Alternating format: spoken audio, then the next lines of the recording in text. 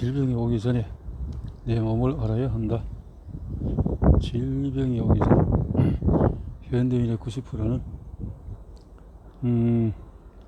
몸에 혹을 달고 산다.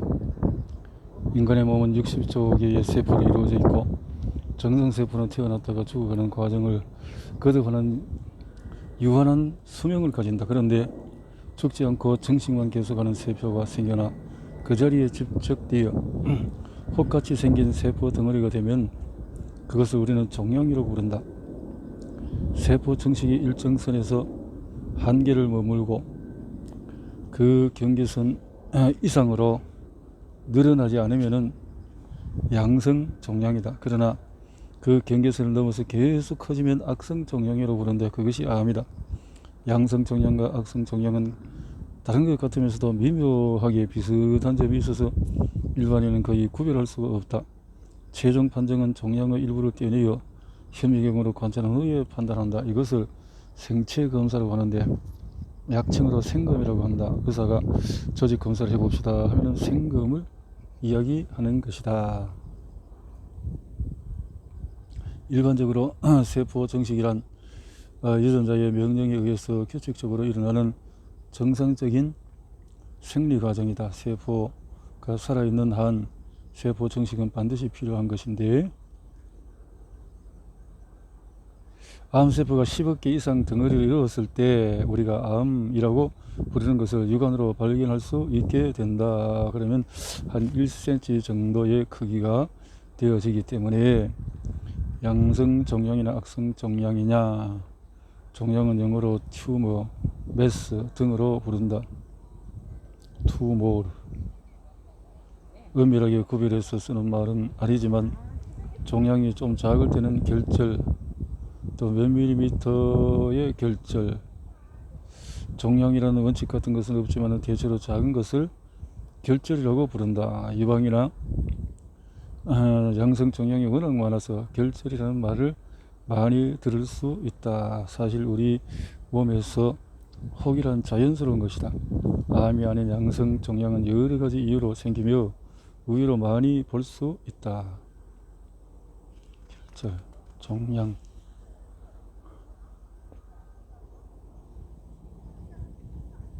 양성 종양인 혹의 일종이라고 할 수 있다. 지방종이라고 해서 지방층이 생긴 혹이 만져지는 경우도 있다. 미국 데이터에서 보면 여성이 평생 유방에 혹이 있다고 진단받을 확률이 90%라고 갑상선의 혹만 해도 열심히 초음파로 찾으면 60%까지 나온다고 한다. 혹이 있는 것은 자연스러운 것이지만 덩어리가 너무 커질 때는 여러가지 불편한 증세와 합병증을 만들 수 있기 때문에 수술 또는 시술로 없애는 것을 고려할 수가 있다. 그러나 특별히 암이 의심되는 경우가 아니라면 추적 관찰만 하는 것이 좋지 않을까 하는 것이 나의 생각이다. 희귀질환인 데스모이드 종양, 좀 생소한 종양으로 100만 명 중에서 4.2명꼴로 발병하는 스모이드 희귀질환이 있다. 희귀한 것은 다양하게 많겠지. 최근에 데스모이드 종양 치료에서 하이프가 이슈가 되고 있다. 절개하고 꿰매는 것이 아니다 보니 완벽하게 없을 생각을 하기보다는 커지면 줄어들게 하는 것을 로 컨트롤 해보면 어떨까 하는 발상으로 하이프 시술이 시도되고 있다. 종양을 성나게 하지 않고 무리할 것 없이 관리를 잘 하는 쪽으로 치료의 방향을 바꾸는 것이 낫겠다는 생각인 것이다. 종양이 썩나지 않은 상황이 되면 좋을 것이다. 암은 당뇨, 고혈압 같은 만성 질환이다. 암은 이렇게 본다는 거죠. 세포는 본 뒤 어느 것이나 암으로 바뀔 가능성이 있다. 건강한 사람이라도 매일 3,000에서 5,000개의 세포가 온몸 곳곳에서 암세포로 변한다고 한다. 그러나 암으로 변한 5,000개의 세포는 어김없이 체내 면역 세포에 퇴치되기 때문에 건강한 사람이라면 쉽게 암이 생겨나지 않는다. 가령 암으로 변한 세포가 한두 개 살아남았다 해도 그것이 일시의 암세포 덩어리에 대해서 사람의 목숨을 빼앗는 것이 아니다. 암세포 하나야 또 탄생과 그것이 덩어리가 되고 종양으로 발달하는 것 사이에는 긴 시간이 걸쳐 있다. 게다가 인간의 몸에는 세포가 암으로 바뀌는데 제동을 거는 암억제 유전자도 있다. 종류도 다양한 암억제 유전자는 암세포가 증식하는 동안에 여러 단계에 걸쳐서 제동을 건다. 이런 시스템이 말을 듣지 않을 때는 세포는 무한한 증식 능력을 얻어서 암세포로서 첫 발을 내딛는다. 그러나 또 암세포가 탄생해도 암이라는 질병이 발병하기까지는 시간이 걸린다.